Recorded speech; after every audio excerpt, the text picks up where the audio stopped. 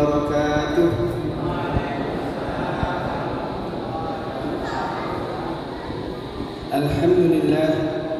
Alhamdulillahi wa kafa wa nusalli wa nusallimu ala nabiyil mustafa wa ala alihi wa ashabihi ahlil wafa.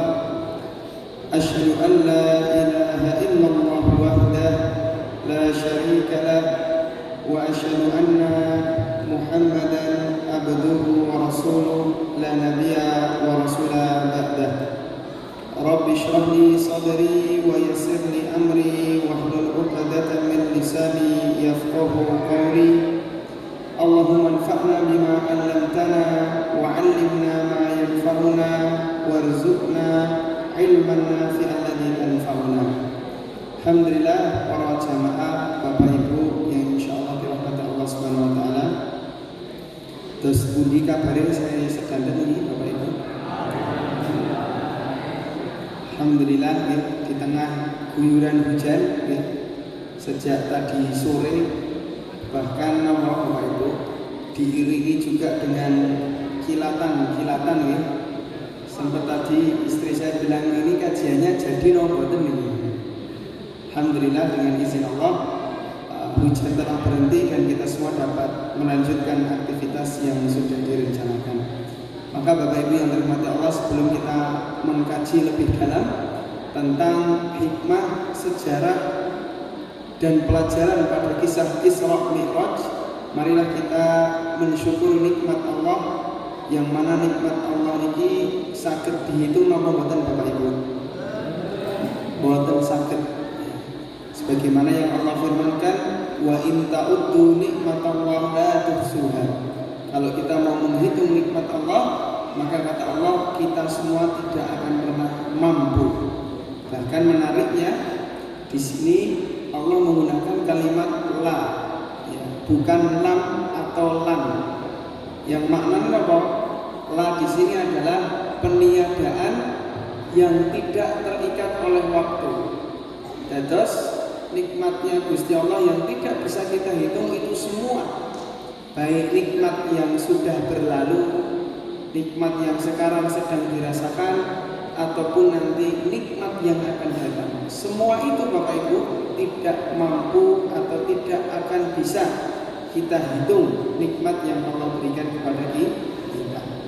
Yang kedua Bapak Ibu, salawat serta salam senantiasa kita haturkan kepada junjungan kita, tauladan kita, Nabi kita semua, Nabi Muhammad sallallahu alaihi wasallam, yang telah mendakwahkan dan memperjuangkan Islam, yang mana Islam itu pertama kali Nabi dakwahkan itu di Hijaz. Hijaz yaitu negeri di Arab sana, Mekah dan juga Yathrib yang sekarang kita kenal dengan sebutan Madinah. Dari dua kota suci ini, Mekah dan Madinah, Islam bisa kita rasakan di Engkundi Pak, Singojayan ya.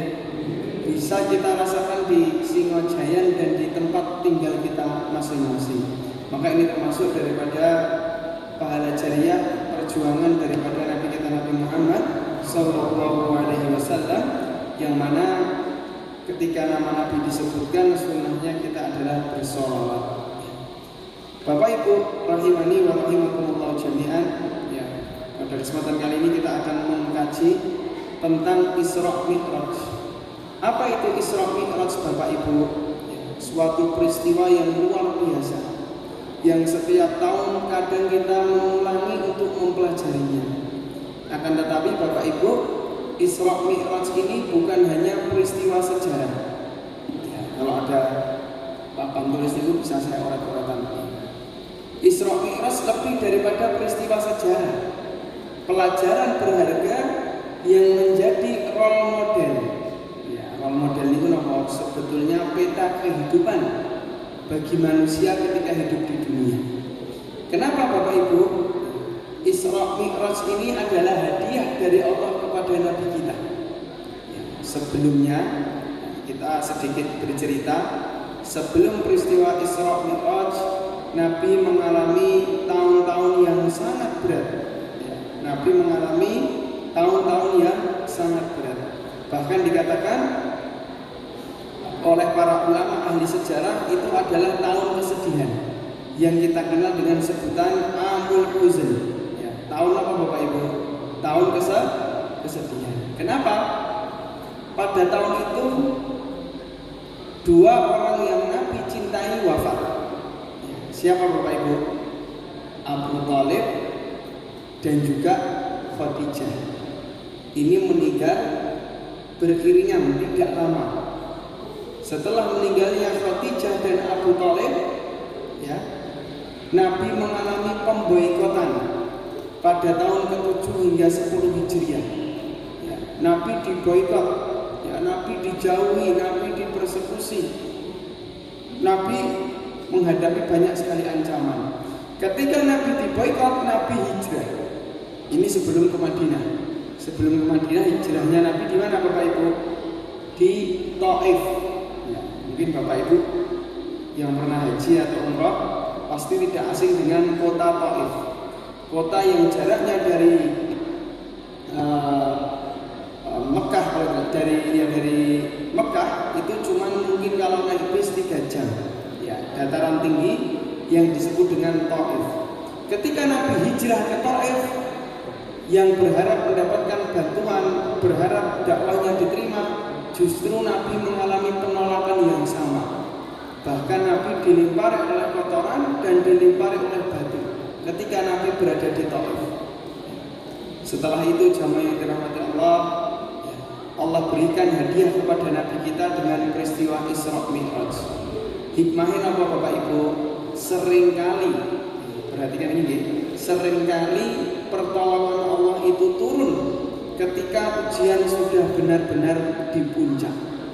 Seringkali jalan keluar itu akan ada ketika cobaan sudah begitu berat. Maka Nabi diuji dengan ujian yang sangat besar. Kalau kata para ulama, tidak ada ujian yang paling besar kecuali ujiannya para nabi. Tetapi di saat puncak ujian ini Allah berikan hadiah dengan peristiwa yang namanya Isra Mi'raj. Ya. Apa itu Isra Mi'raj Bapak Ibu? Isra itu artinya berjalan di malam hari. Ya. Isra itu artinya apa? Berjalan di malam hari. Mi'raj artinya apa Bapak Ibu?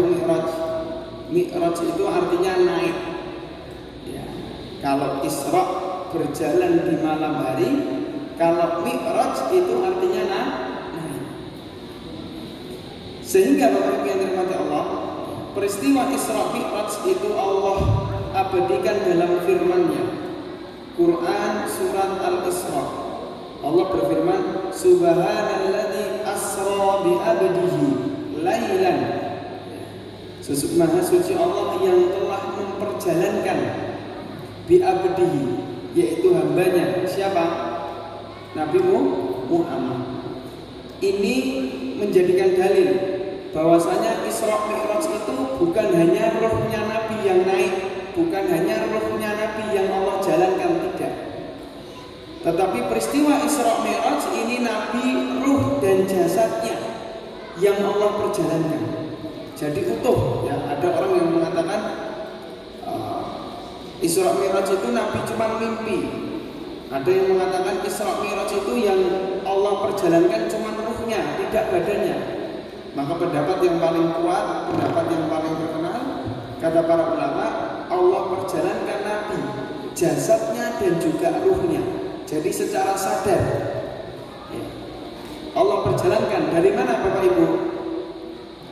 Dari Mekah menuju Sidratil Muntaha. Sebelum ke Sidratil Muntaha, mampir dulu ke Masjidil Aqsa. Ya, Allah berfirman, Maha suci Allah, asra bi 'abdihi lailan minal Masjidil Aqsa ilal Masjidil Haram ilal Masjidil Aqsa.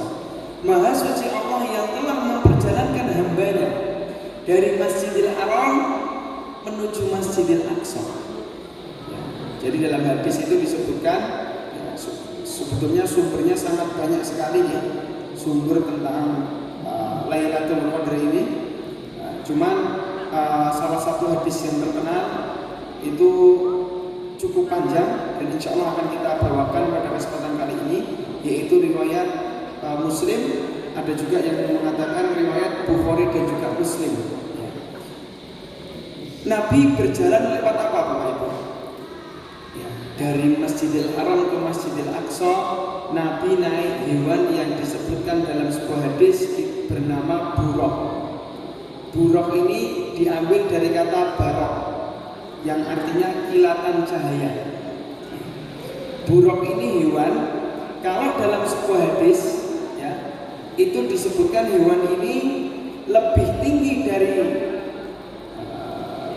keledai, bukan kedelai Pak. Ada ngomong kedelai. Buraq ini hewan yang lebih tinggi dari keledai, tetapi lebih pendek daripada bawal. Ya. Lebih tinggi dari keledai, tetapi lebih pendek daripada bawal. Bawal itu apa Bapak Ibu?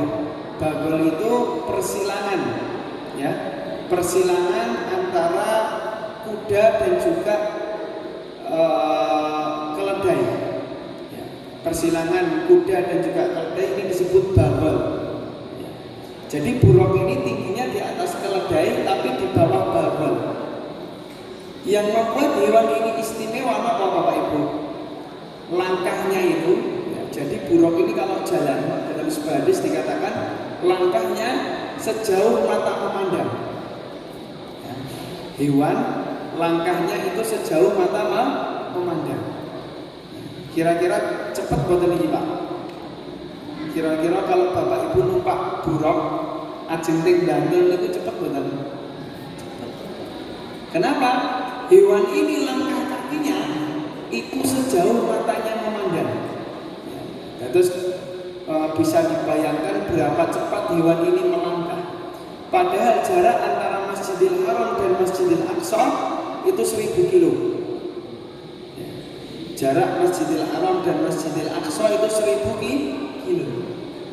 Dan tidak terbayangkan Bapak Ibu zaman dulu teng Masjidil Haram ajeng safar teng Masjidil Aqsa Palestina itu kalau naik unta atau jalan kaki itu ditempuh 1 bulan.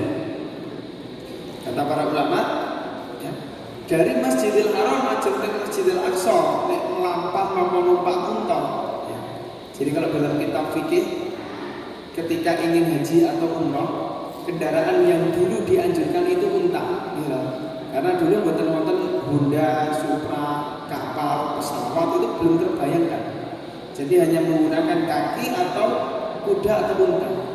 Nah kalau pergi jauh itu lebih disarankan unta.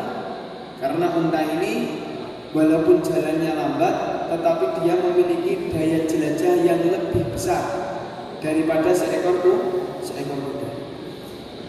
Makanya orang Arab dulu bingung. Dari Masjidil Haram ke Masjidil Aqsa ini 1 bulan kalau mau jalan. Ini Nabi tempuh hanya beberapa saat saja.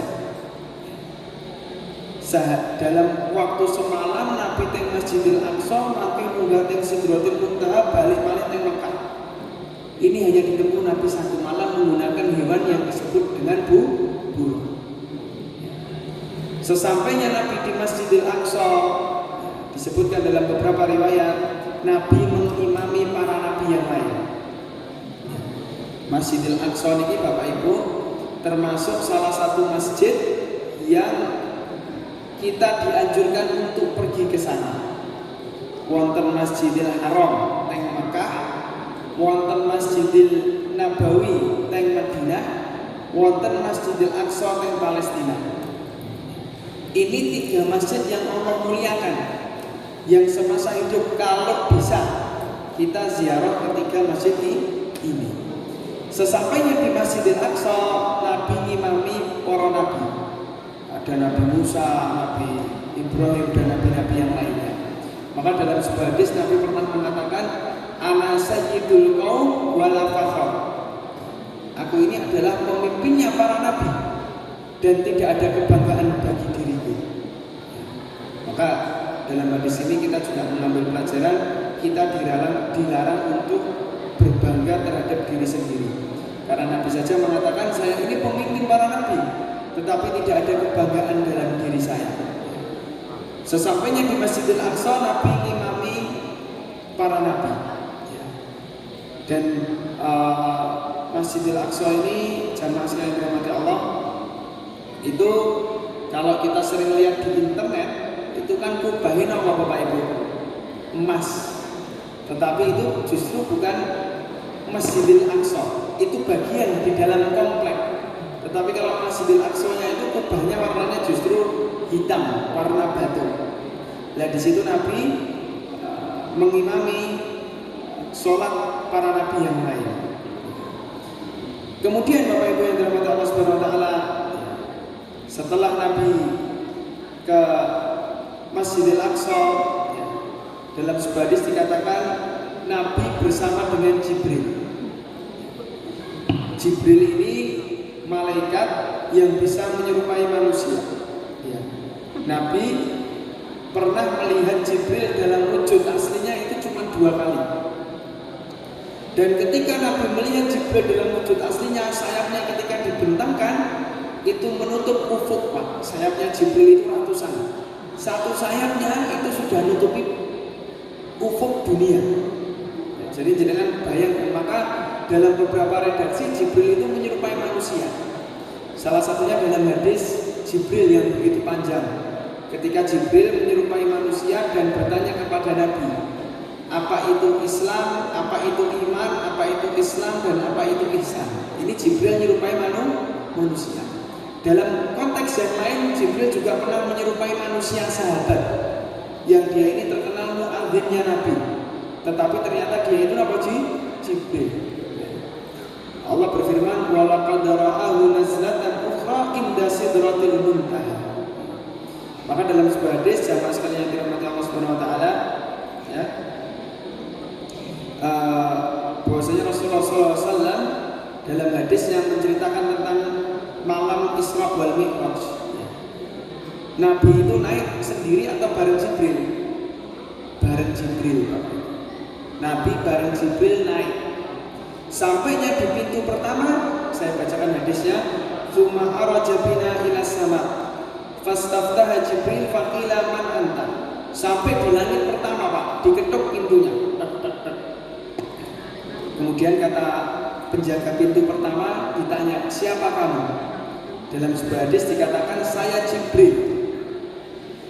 Kemudian dikatakan, "Qila wa man ma'a." Kemudian kamu ini bareng siapa? Kata Jibril, "Muhammad, saya bareng Nabi Muhammad." Kata penjaga pintu pertama dikatakan, "Wa qad bu'itha ilaihi." Apakah Muhammad sudah diutus? Apakah Muhammad sudah diutus? Kata Jibril, "Qala qad bu'itha ilaihi." Iya, Muhammad sudah diutus. Fa futiha lana fa idza ana bi Adam farahaba bi wa da'a li khair. Dibukakan pintunya, ternyata yang jaga adalah Nabiullah Adam. Dan hadis ini menunjukkan para nabi yang sudah wafat tidak mengetahui hal yang gaib. Ya. Nah, Adam itu nabi yang pertama. Adam juga tahu kalau Nabi Muhammad ini akan menjadi nabi, tetapi tidak tahu kapan diutus. Maka ketika Jibril bawa kanjeng Nabi naik, tanya, apakah Muhammad sudah diutus? Ini menandakan tidak semua yang berada di langit termasuk malaikat itu mengetahui hal yang gaib. Ada beberapa ranah itu cuma Allah yang mengetahuinya. Maka dikatakan iya, Muhammad sudah diutus. Dibukakan pintu langit pertama, yang menyambut adalah Adam. Kemudian Adam mendoakan kebaikan bagi Nabi Muhammad. Di langit pertama Pak Sampun naik lagi. Tsumma araja bina ila sama' tsaniyah. Kanjeng Nabi naik kalian Jibril teng langit kedua. Di langit yang kedua diketuk lagi. Ditanya, "Pak, siapa kamu?" "Saya adalah Jibril." Ditanya lagi, "Wa man ma'a?" "Kamu sama siapa?" "Saya bareng Muhammad." Ditanya lagi penjaga pintu nomor 2, "Apakah dia sudah diutus?" Jawab Jibril, "Iya, Muhammad sudah diutus." Dibukakan pintu kedua, Pak. Fa idza ana bi ibni Khaliyah Isa ibni Maryam wa Yahya bin Zakaria.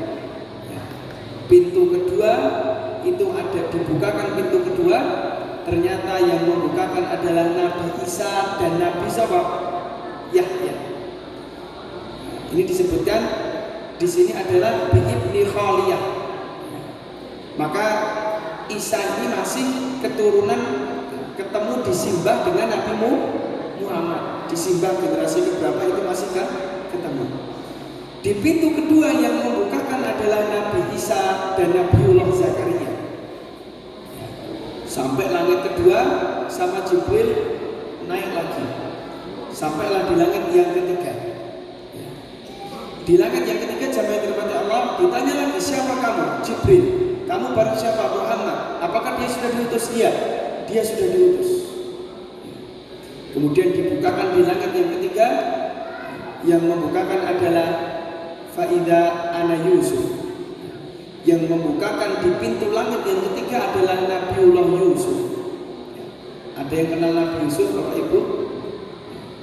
Dikatakan di sini idwa qad utiya syatrul husn. Kata Nabi dalam hadisnya, sesungguhnya Yusuf, Nabiullah Yusuf, Allah berikan setengah ketampanan manusia yang ada di muka bumi.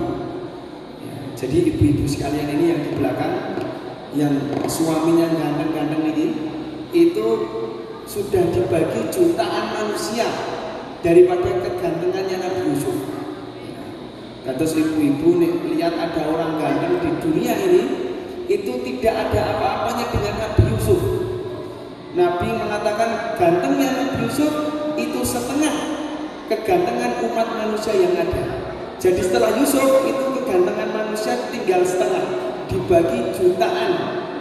Terus kita niki 0,000 glinding hasil lari daripada Nabi Yusuf. Maka dalam Al-Quran dikatakan sampai orang kerajaan itu ketika Nabi Yusuf keluar dari gerbang, yang diiris bukan lagi buah, tapi yang diiris tangannya sendiri. Saking melihat Nabi Yusuf ini gantengnya luar biasa. Nabi Yusuf di langit yang ketiga.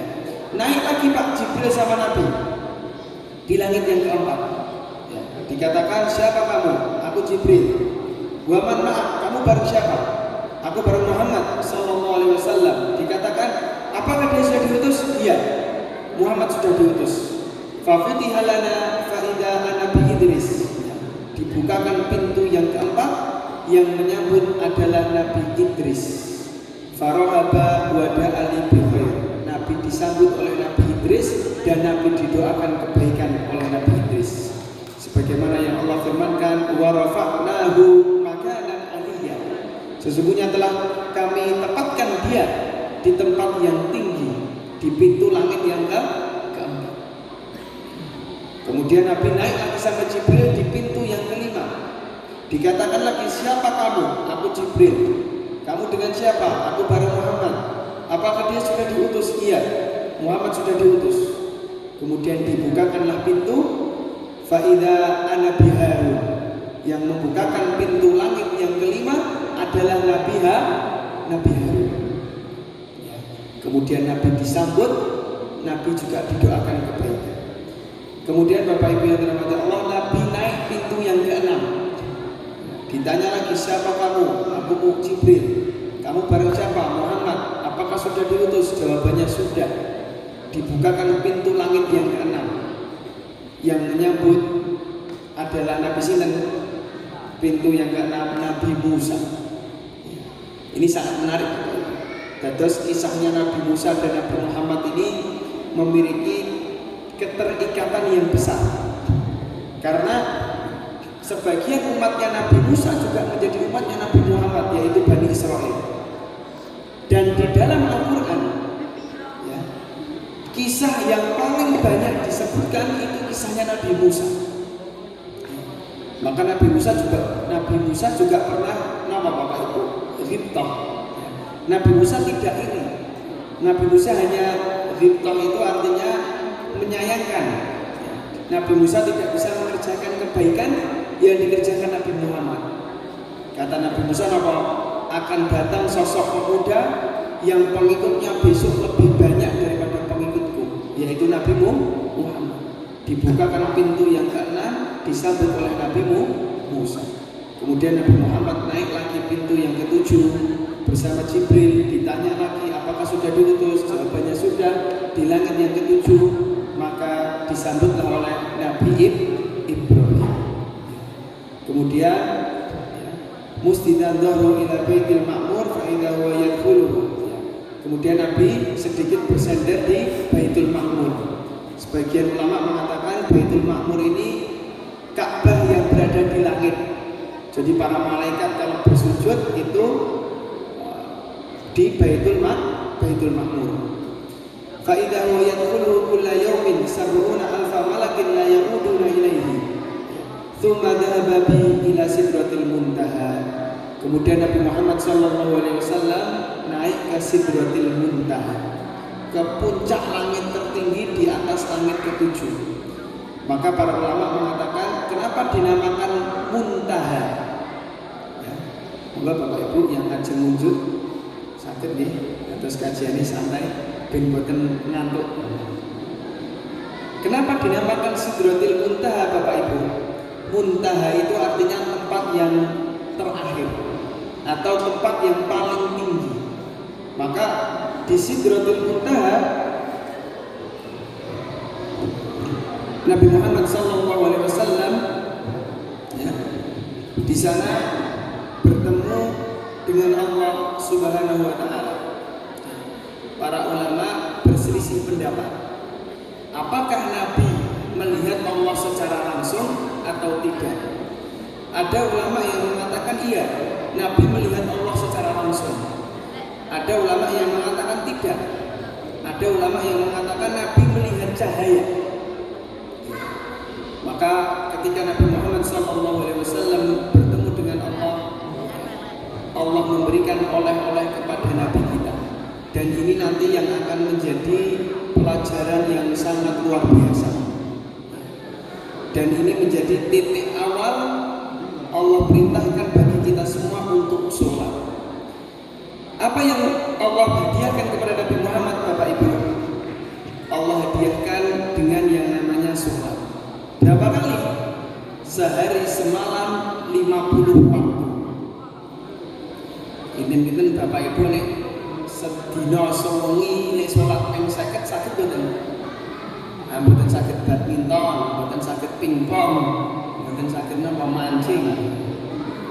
Ketika Allah berikan 50 waktu sehari semalam bagi Nabi Muhammad, Nabi Muhammad turun Bapak Ibu. Turun ke langit yang keberapa? Ke-6. Ketemu dengan Nabi Musa. Kata Nabi Musa, "Wahai Muhammad, ma farada rabbuka ala ummatika?" Apa yang Rabbmu wajibkan untuk umatmu? Kata Nabi Muhammad, "Khamsina sholatan." Sesungguhnya Allah telah mewajibkan bagiku dan umatku sholat 50 waktu. Kata Nabi Musa, nama Bapak Ibu yang dirahmati Allah, irji ila rabbik, kembalilah ke Tuhanmu. Fas'alhu takhfif, mintalah keringanan, mintalah diskon kepada Allah. Fa inna ummataka la yutiquna dzalika. Sesungguhnya umatmu gak bakal mampu sholat sehari 50 waktu. Fa inni qad balautu bani Israil wa Jibril turun. Sesungguhnya aku sudah ngoyak-ngoyak, sudah nyuruh bani Israel tapi ora bakal gelem. Tapi yo angel kon sholat. Kemudian Nabi naiklah ke langit yang paling tinggi, ke Sidratul Muntaha. Kemudian bilang kepada Allah, "Ya Rabb, wahai Tuhan kami Allah, khafif ala ummati, berikanlah keringanan kepada umatku." Fa khatta anni khamsan. Maka Allah memberikan diskon 5. Jadi berapa Bapak Ibu? 45. Tasih kata dari masih 45. Kembalilah ke Nabi Musa. Kata Nabi Musa, sekarang apa yang Rabbmu wajibkan atasmu? Kata Nabi Muhammad, fa khatta anni khamsan faraja'tu ila Musa fa qultu khatta anni khamsan. Wahai Musa, Allah telah memberikan diskon kepada umatku 5 waktu, jadi tinggal 45. Kata Musa, kembalilah wahai Muhammad, umatmu ijirah bakal mampu ya, umatmu bakal mampu, kata Nabi Musa. Mintalah keringanan. Kemudian Nabi kembalilah kepada Allah Jalla wa'ala, ya. Sampai pada akhirnya bolak-balik Bapak Ibu, bolak-balik Allah katakan, sekarang aku wajibkan untuk umatmu sehari semalam 5 waktu. Sehari semalam berapa Bapak Ibu? 5 waktu. Yang sesungguhnya setiap 5 waktu ini terhitung 10. Jadi sholat 5 waktu seperti 50 waktu. Kemudian ini hadisnya juga dikatakan, ya, kembalilah ke Nabi Musa. Maka dalam hadis sebelumnya dikatakan, barang siapa yang berniat kebaikan, maka Allah akan tuliskan kepadanya kebaikan yang sempurna. Dan barang siapa yang berniat kebaikan tapi belum mengerjakan, tetap akan dinilai kebaikan. Setelahnya kembalilah ke Nabi Musa. Kata Nabi Musa apa? Wahai Muhammad, sekarang apa? Kata Nabi Muhammad, sekarang Allah wajibkan atasku dan umatku sehari semalam 5 waktu. Kata Nabi Musa, umatku masih belum mampu. Kembalilah ke Rabbmu. Kata Nabi Muhammad, qad raja'tu ila rabbi hatta istahyaitu minhu. Saya sudah malu wahai Musa, bolak-balik kepada Allah. Saya ridho dengan, ya, dalam hadis katakan hatta astahyaitu minhu. Aku izin wahai Musa, bolak-balik jalur diskon. Akhirnya sampailah hari ini, sehari semalam Allah wajibkan kita sholat berapa kali? 5 waktu. Pertanyaannya Bapak Ibu, 5 waktu ini kira-kira, ya, orang Indonesia, kita semua, ya, orang di sekeliling kita, masih nggak banyak yang meninggalkan sholat? Kalau tangan kalian panjenengan, orang yang meninggalkan sholat yang agamanya Islam masih banyak atau tidak? Teng Indonesia mawon, teng luar negeri pun urusan masing-masing. Teng Indonesia mawon ini. Kata Ramadan, saya bawakan data, nanti Bapak Ibu bisa ngecek di internet. Dari data yang pernah saya baca tahun 2019 dan 2024, 2 tahun yang lalu, ya masih bisa kita pakai. Di sana disebutkan orang Indonesia yang sholat itu baru 37,8%. Orang Indonesia yang sholat berapa persen Bapak Ibu? Baru 37,8%. Sudah ada setengahnya? Belum. Orang Indonesia ini Islam administratif. Islam KTP nomor bahasa halusnya Islam administratif. Itu 86 ke 85%. Menurut survei yang telah dilakukan itu yang sholat baru 37,8, belum ada setengahnya. Dan yang lebih menyedihkan Bapak Ibu, dari 37,8 yang sholat jamaah berapa persen? 2%. Dari 37,8 yang sholat berjamaah ternyata cuma 2%. Maka Bapak Ibu nih pun sregep masjid dados mlebet sik 2%. Jadi kalau kita buat, ya insya Allah nih, kalau di Godean, Singojaya, di daerah kita tinggal, tempat saya tinggal di Sleman Kota niku mungkin sudah banyak yang ke masjid sregep. Cuman ini kalau dipukul rata se-Indonesia, saking ujung Sapal tekan Merauke, itu kalau kita buat sampel satu RT, lingkup paling kecil ini berapa RT gitu? Satu RT itu laki-lakinya 20, itu yang ke masjid baru 1 orang. Bapak-bapak mas-mase sing pondok balik niki tunggale 20 niku sik teng masjid setunggal tok. Karena 2% ini belum ada 1/10 dari 37,8. Satu orang lagi nggih buka masjid, yo adzan gitu, yo ngrepe kipas, makane udan yo ngepel, di sholat piyambak nggih nutup masjid piyambak. Dan ini belum disebut jamaah.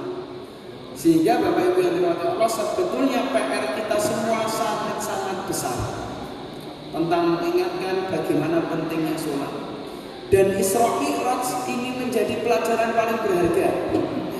Hadiah yang Allah berikan kepada Nabi Muhammad bukan harta yang melimpah, sejumlah enek serine triliunan jutaan dolar, bukan.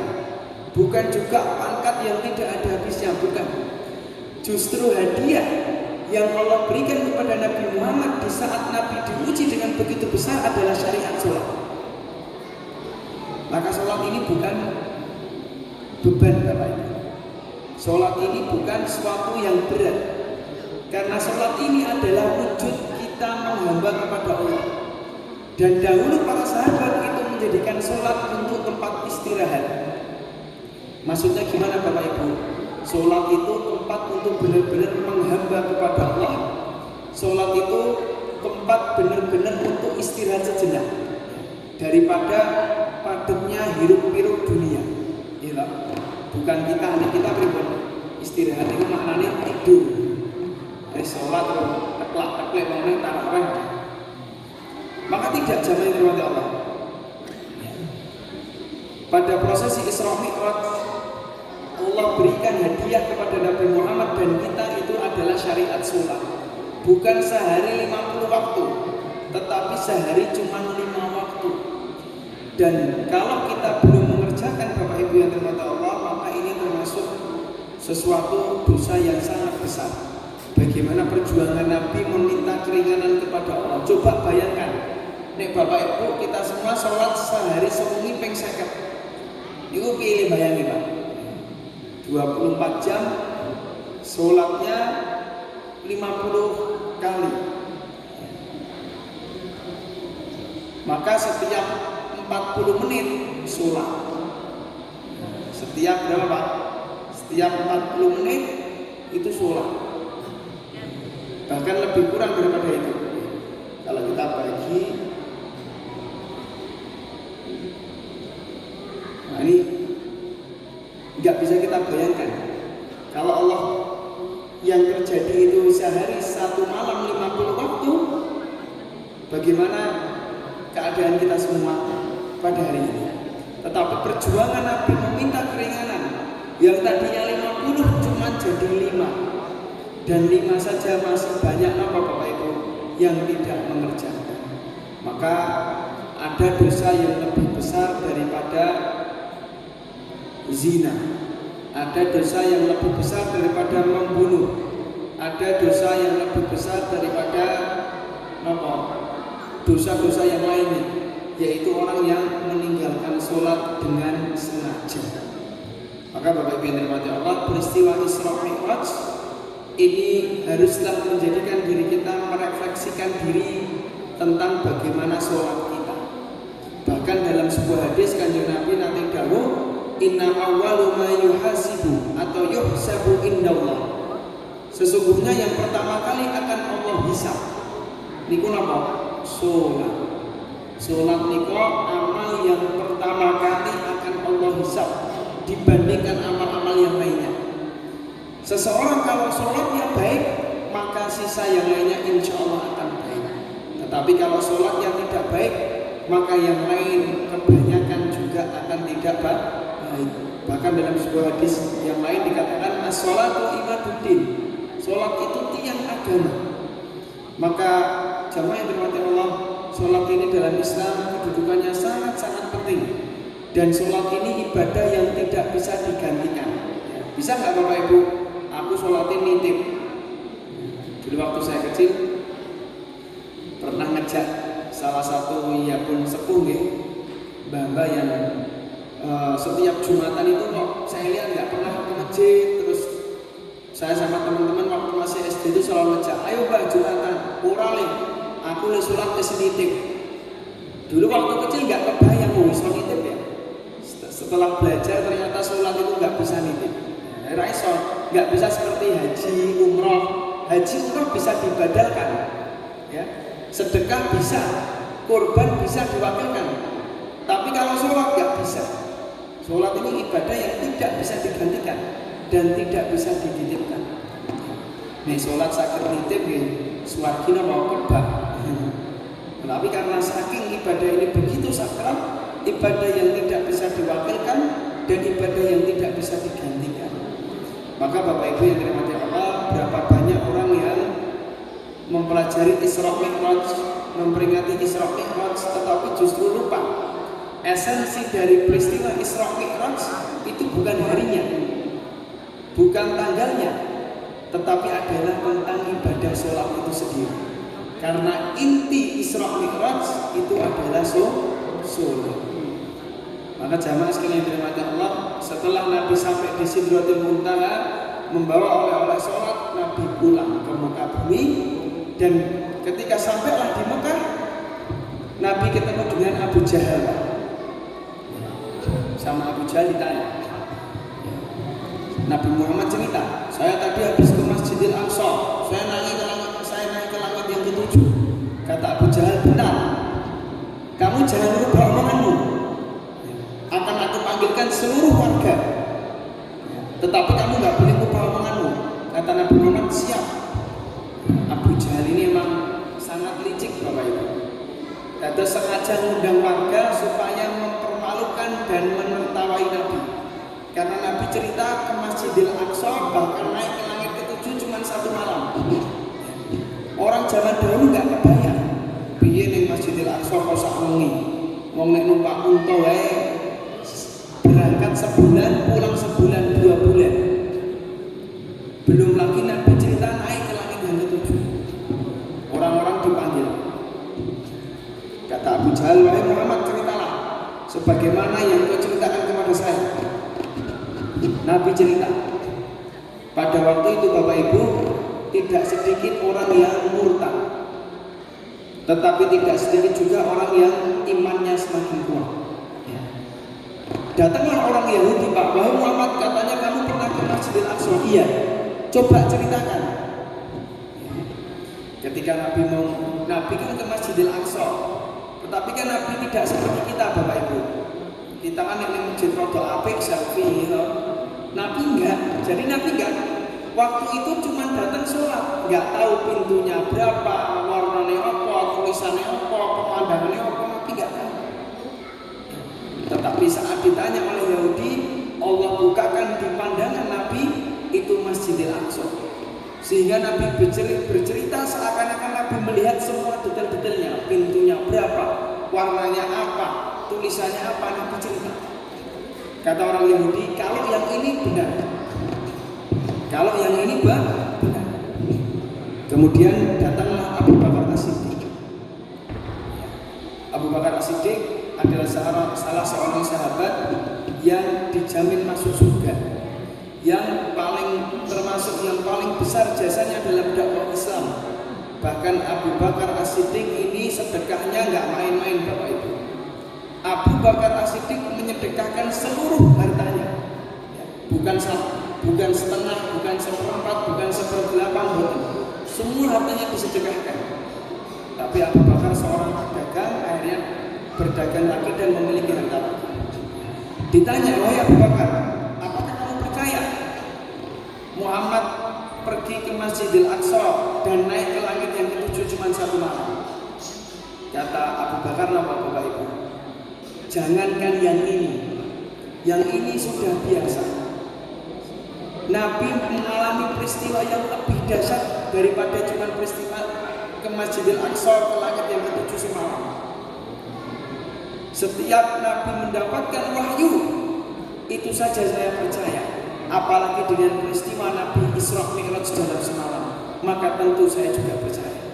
Bahkan Abu Bakar juga pernah mengatakan, kalau itu yang berkata Muhammad, maka saya akan langsung percaya. Maka Abu Bakar ini digelari As-Siddiq, ya. Abu Bakar As-Siddiq karena kejujurannya, ya.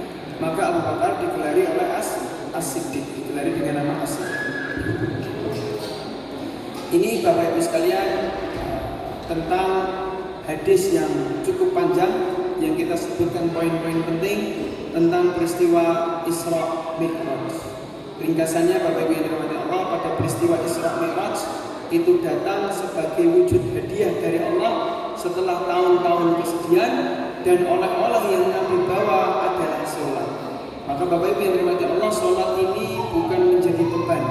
Sholat ini bukan hanya sekedar menunaikan kewajiban, tapi sholat adalah bentuk penghambaan paling besar, dan sholat adalah ibadah yang pertama kali dihisab. Ketika kita semua bingung Bapak Ibu ingin memperbaiki diri mulai dari mana? Maka jawabannya cukup ringkas. Mulailah dari memperbaiki sholat kita. Bapak Ibu yang dirahmati Allah, ini adalah kajian ilmiah kita bentuk kita untuk mentadaburi, mempelajari ya, tentang perjalanan Isra Mi'raj Nabi kita Nabi Muhammad sallallahu alaihi wasallam. Semoga dengan kajian kita pada kesempatan kali ini Allah tulis sebagai pahala yang besar dan menjadi bekal kita untuk menghadapi bulan Ramadan. Mungkin ini Bapak Ibu yang Allah, sebelum kami akhiri mungkin ada tanya jawab yang ingin ditanyakan, monggo.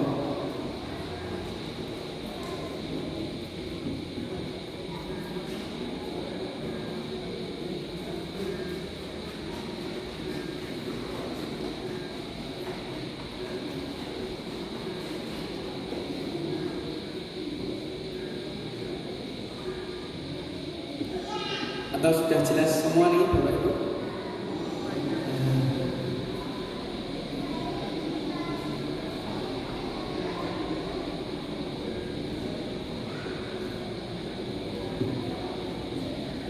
Kalau tidak ada, kita akhiri. Apabila banyak kebaikan sungguh dari Allah, apabila banyak kesalahan sungguh dari kami pribadi. Aku qouli hadza wa astaghfirullah li wa lakum. Wallahu a'lam. Wassalamualaikum warahmatullahi wabarakatuh.